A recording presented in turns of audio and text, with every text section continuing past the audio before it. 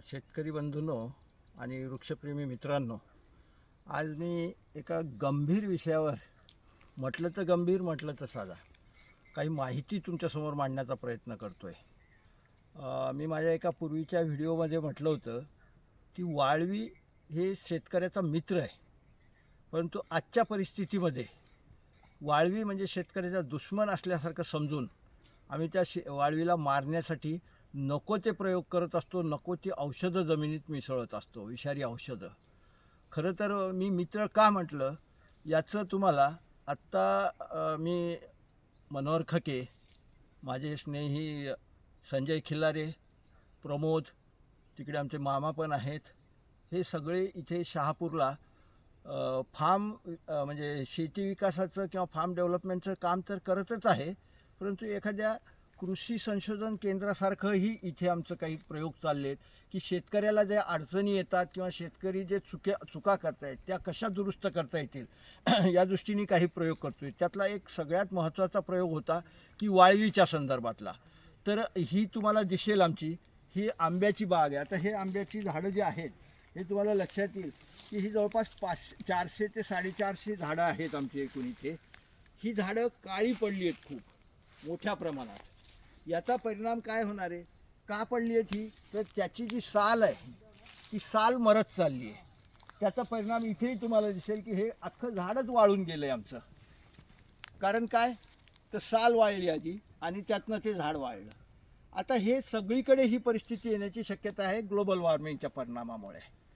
हे होऊ नये. मग आता याच्यावर इलाज काय, तुम्ही दुकानात गेलात की तुम्हाला सांगितलं जाईल की याच्यात हे औषध मारा ते औषध मारा, परंतु प्रकृतीचे जे नियम असतात त्याचा जर थोडासा अभ्यास केला तुम्ही तर त्या याच्यातनं लक्षात येईल तुमच्या की हे झाडं कशामुळे वाळली, तर बाहेरच्या पर्यावरणाच्या याच्यामुळे वाळली आहेत. परंतु हे निसर्गाचे बच्चे आहेत, एक प्रकारे निसर्गाची निर्मिती आहे. जरी आम्ही लावलं असलं तरी ते निसर्ग त्याला वाढवण्याचं काम करत असतो. मग असं एक जिवंत झाड वाढत असताना जर मरणार असेल या झाडाप्रमाणे तर निसर्ग संपून जाईल. मग निसर्गाने काय केलं, असं होऊ नये म्हणून ही साल काढण्यासाठी वाळवी नावाच्या जीवाकडे ते काम दिलं आहे तुम्हाला इथे. मग याचा दुसरा अर्थ की तुमची अशी जर बाग वाळणार असेल या कारणामुळे तर इथं जास्तीत जास्त वाळवी आली पाहिजे, तर ते वाळवी तुमच्या झाडांना. त्यासाठी त्याच्या दृष्टीने आम्ही काही प्रयोग केले, त्याचे परिणाम आता इथे लगेच दिसणं सुरू झालेत. आता या झाडाकडे तुम्ही पाहू शकाल की हे सगळं वाळलं होतं, पण इथं वाळवी आली आणि हे सगळं बाहेरचं खाल्लं आणि त्याच्या खाली बघा ही पांढरी नवीन साल येणं सुरू झाले. म्हणजे हे झाड जर आम्ही ही साल काढली नसती तर हे झाड वाळण्याकडे गेलं असतं. परंतु वाळवी इथे येऊन मग याच्यासाठी आम्ही काय केलं ते मी तुम्हाला दाखवतो. वाळवी येण्यासाठी काय करायला पाहिजे ते मी तुम्हाला दाखवतो. बघितलं आपण तिथं हे बोललोय मी की हे वाळवी कशी वाढवायची, तर याच्यासाठी आम्ही एक साधा प्रयोग केला की कारण मग आता मी बोललोय की गांडुळापेक्षाही शेतकऱ्यांचा मित्र वाळवी जास्त आहे. परंतु होतं काय की मागच्या एका व्हिडिओत परत मी ते रिपीट करतो की मी बोललो होतो की गांडुळं आपल्याला सांभाळता येतात, गांडुळांना आणून टाकता येतं आपल्या शेतात. वाळवीच्या बाबतीत तसं होत नाही. वाळवीला तुम्हाला नैसर्गिक पद्धतीनंच बोलवायला लागेल तुमच्या शेतामध्ये. आणि ते बोलवण्यासाठी आम्ही एक प्रयोग केला. बऱ्याच दिवसाचं माझ्या डोक्यात होतं ते की वाळवीचं खाद्य काय आहे, तर वाळलेले लाकडं, वाळलेलं काष्ट.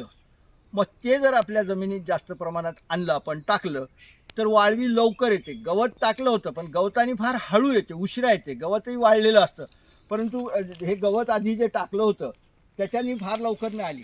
परंतु जेव्हाच आम्ही हे जे आहेत तुमचे आंब्याची झाडं याचं प्रूनिंग केलं आणि त्या फांद्या काड्या ज्या होत्या त्या बाहेर न नेता आम्ही इथंच टाकल्या. इथं बघाल तुम्ही ह्या ज्या काड्या आहेत, आता ही काडी बघा पूर्ण याला वाळवी लगेच आली. इथं ही सगळी वाळवीने खाल्ली ही काडी. आता हे खाद्य वाळवी बघा ही किती आहे, याच्यात बघा ही वाळवी आहे का. हे सेम असे ह्या काड्या सगळ्या इथेही दिसेल तुम्हाला की वाळवी याला लवकर. वास्तविक इथं गवत आहे वाळलेलं, पण गवतापेक्षा या काड्यांना लवकर वाळवी लागते. याचा अर्थ आपण याच्यातनं हेच शिकायचं आहे की जास्तीत जास्त काड्या आपल्या जमिनीत जर टाकत गेलो तर वाळवी येईल. दुसरं याच्यातला महत्त्वाचा पार्ट हा असतो की ही जी वाळवीची माती आहे ही माती तुम्ही याच्यात जर पीक घ्यायचं म्हटलं तर ही खताच्या पेक्षाही जास्त उपजाऊ माती आहे, सुपीक माती आहे. म्हणजे ती झाडं वाळवी याला संपवण्याचं काम तर करतच आहे, परंतु त्याच्या बदल्यात खत आपल्याला देते. आणि ते हे संपल्याच्या नंतर ती वाळवी काय करणार आहे, या आंब्याच्या झाडांवर येणार. आणि ही बघा आता इथे सगळी वाळवी चढली आहे. ही वाळवी काय करते, हे जी वाळलेली साल आहे ही साल खाण्याचं काम करते आतून. इथं तुम्हाला दिसून पडेल, हे बघा वाळवी. आणि ही आती साल बघा झाली पांढरी, म्हणजे ही सगळी खाऊन त्याला नवीन साल आणण्याचं काम ही वाळवी करते. म्हणजे झाडं वाचवण्याचं काम वाळवी करते, झाडं मारण्याचं नाही करत.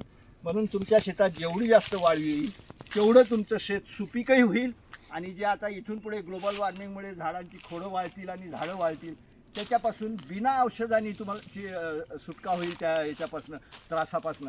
म्हणून मित्रांनो, जेही वृक्षप्रेमी असतील, शेतकरी असतील, त्यांनी चुकूनही जमिनीत कुठली औषधं टाकू नका, वाळवीला मारू नका, वाळवीला सांभाळण्याचं काम करा. यामध्ये तुम्ही एक गोष्ट लक्षात ठेवायची आहे फक्त, की वाळवीच्या शेकडो जाती आहेत. त्यापैकी काही जाती ओलं झाड पण खातात, पण त्या फार क्वचित आहेत. त्या आपल्या देशात जवळपास नसल्यासारख्याच आहेत. आपल्या इथल्या ज्या जाती आहेत त्या बहुतेक जाती वाळलेलं काष्ट खाण्याचं काम करतात. त्यामुळं काही ठिकाणी तुम्हाला असं सांगितलं जाईल की वाळवी झाड खाते, तसं नाही. वाळवी फक्त वाळलेलंच खाते. त्यातही वाळलेल्यापेक्षाही आपल्यासाठी महत्त्वाचं, शेतकऱ्याच्या दृष्टीने, वृक्षप्रेमींच्या दृष्टीने महत्त्वाचं आहे की जे झाडं आता पुढे ग्लोबल वॉर्मिंगमुळे वाळण्याची शक्यता आहे, त्यांना त्याची ही साल काढून टाकण्याचं काम ही वाळवी करते. धन्यवाद.